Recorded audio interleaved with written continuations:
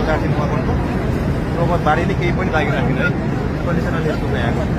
ढुङ्गेको कृषि कार्यालय तल चाहिँ साङ्गो बजार भन्ने अनि यो कृषि विकास ब्याङ्क कृषि विकास ब्याङ्क थियो यो पनि डेबिट बाइक यो चाहिँ के अरे सशस्त्रको जेल थियो सबै गयो अझै खोला बढ्दैछ अरे भन्ने प्रहरीको जानकारी छ त्यो पनि छैन यहाँ ढुङ्गेको बजारी यो घरहरूमा मान्छे फसिरहेछ त्यसको लागि हेलिकप्टर मगाएको छ अरे भन्ने सुनेको छ